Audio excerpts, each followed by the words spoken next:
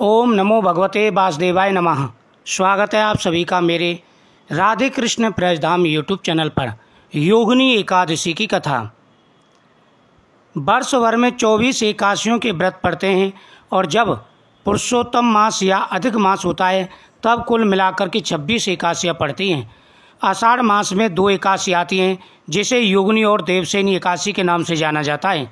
इसी क्रम में आषाढ़ माह के कृष्ण पक्ष की 11वीं तिथि पर योगिनी एकादशी का व्रत रखा जाता है। धार्मिक मान्यताओं के अनुसार योगिनी एकादशी व्रत सभी पापों को दूर करने वाला माना गया है। तीनों लोकों में प्रसिद्धि यह एकादशी श्री लक्ष्मी विष्णु जी के पूजन के लिए बहुत ही खास मानी जाती है। अतः परलोक में मुक्ति तथा सभी पाप नष्ट करने वाली है।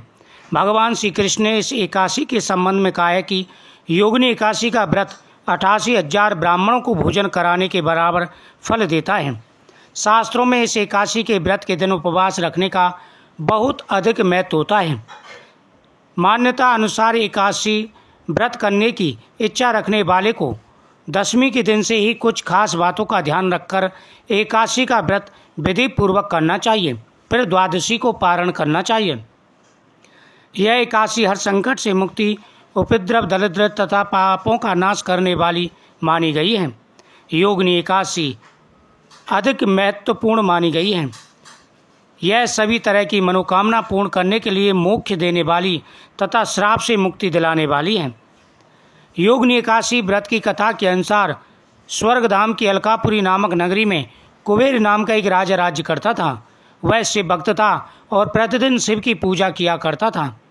हेम नाम का एक माली पूजा के लिए उसके यहाँ फूल लाया करता था। हेम की विशालाक्षी नाम की सुंदर स्त्री थी। एक दिन वह मान सरोवर से पुष्प तो लाया, लेकिन कामासक्त होने के कारण वह अपनी स्त्री से हास्य विनोद तथा रमण करने लगा। इधर राजा उसकी दोपहर तक राह देखता रहा। अंत में राजा कुबेर ने सेवकों को आज्ञा दी, तुम लोग जाकर माली के न आने का कारण पता करो, क्योंकि वह अभी तक पुष्प लेकर नहीं आया है। सेवकों ने कहा कि महाराज, वह पापी अति कामी है, अपनी स्त्री के साथ हास्य विनोद में लगा हुआ है। यह सुनकर कुबेर ने क्रोधित होकर के उसे बुलाया। हेम माली राजा के भय से कांपता हुआ उपस्थित हुआ।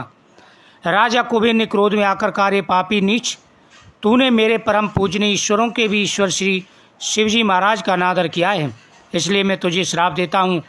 तू स्त्री का वियोग सहेगा और मृत्युलोक में जाकर कोढ़ी होगा। कुबेर के श्राप से हेम माली का स्वर्ग से पतन हो गया और वह उसी क्षण पृथ्वी पर आ गिरा।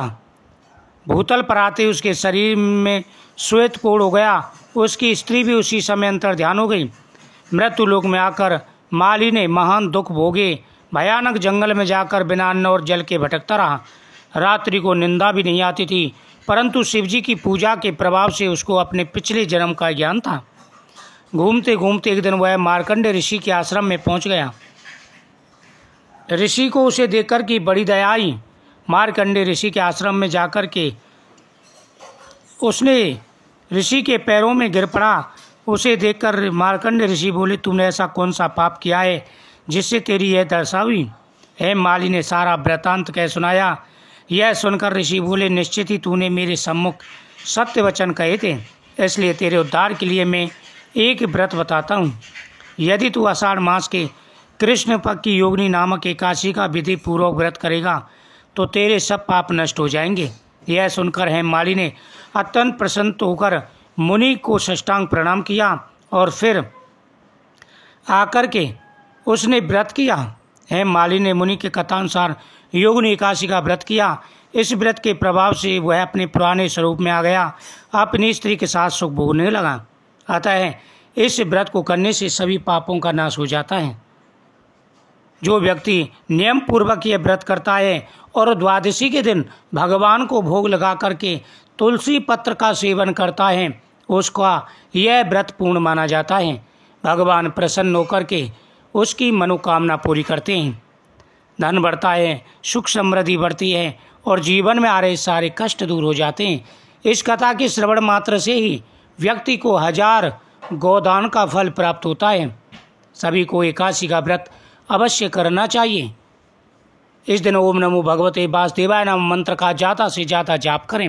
वीडियो को ज़्यादा से ज़्यादा शेयर करें, चैनल को सब्सक्राइब करें, कमेंट में ओम नमो भगवते वासुदेवाय नमः जरूर लिखें। जय श्री कृष्ण।